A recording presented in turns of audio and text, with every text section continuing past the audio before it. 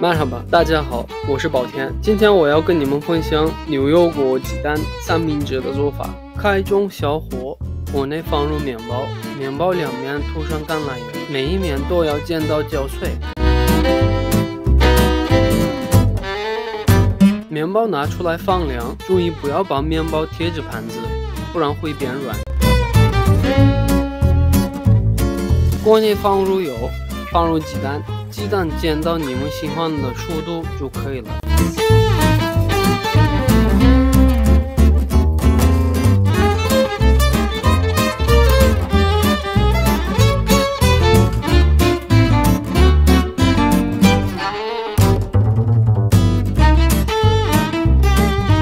接下来做牛油果酱，牛油果1切2，去核。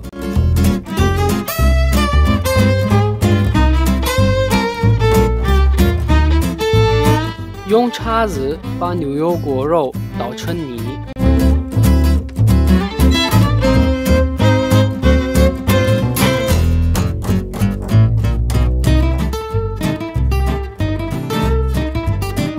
加橄榄油、盐、甜椒粉、柠檬汁、核桃仁。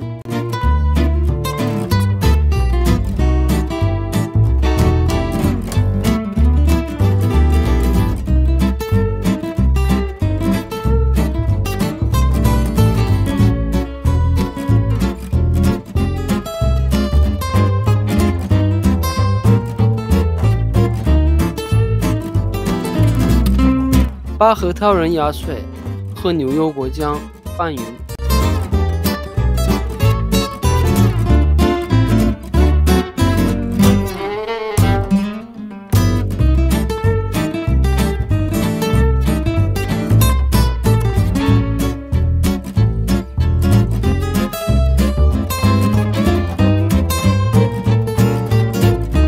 取一片面包，涂上牛油果酱，加一个荷包蛋。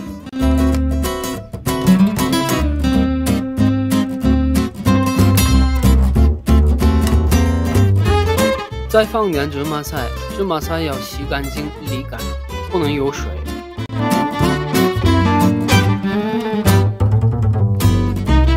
加一点蛋黄酱，再拿一片面包盖上去。